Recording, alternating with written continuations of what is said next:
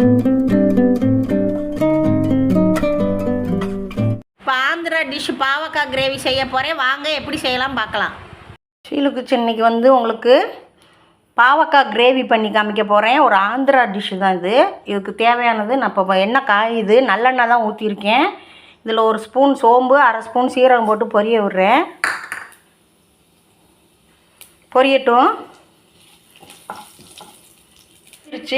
இதில் ஒரு 10 பூண்டு, ஒரு 3 பெரிய வெங்காயம், 2 கொத்து கருவேப்பிலை போடுறேன். நல்லா வதங்கட்டும். நல்லா வதங்கிருச்சு வெங்காயம் பூண்டு எல்லாம். ஒரு பச்சை மிளகா 3 நறுக்கி வச்சுருக்கேன். 2 தக்காளி பழத்தை பொடியாக நறுக்கி வச்சுருக்கேன். அதையும் நல்லா வதக்கிக்கிடுவோம்.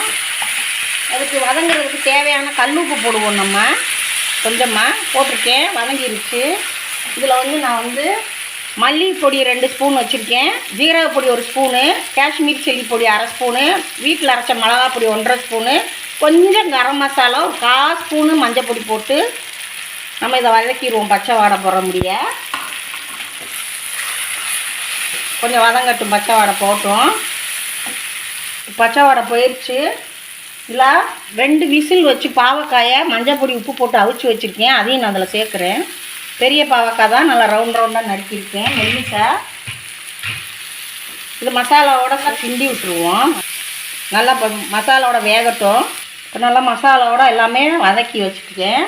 இதில் வந்து நான் வந்து ஒரு எலுமிச்சம்பழம் சைஸுக்கு புளி திக்காக கரைச்சி வச்சுருக்கேன், ஊற்றுறேன். இது கொஞ்சம் நல்லா புளியோடு சேர்ந்து வேகட்டும்.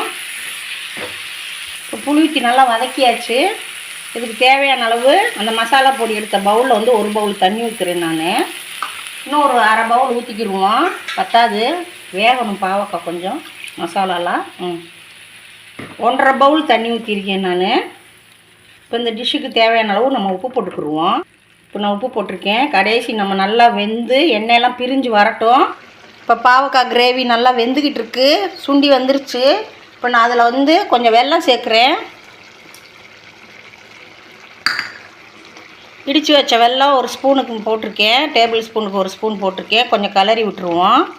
கிளறி விட்டுட்டு நல்லா கொதிக்கட்டும். இன்னொரு கொதி, இன்னும் கொஞ்சம் எண்ணெய் பிரிஞ்சு வரணும். இப்போ பாவக்காய் கிரேவி வந்து ரெடி ஆயிடுச்சு. பாவக்காய் கிரேவி ரெடி ஆயிடுச்சு. மல்லி இலையை போட்டுட்டு நான் அடுப்பை அமர்த்திட்டேன். நீங்களும் செஞ்சு பாருங்கள். ஷீலு கிச்சனுக்கு லைக் பண்ணுங்கள், ஷேர் பண்ணுங்கள், சப்போர்ட் பண்ணுங்கள்.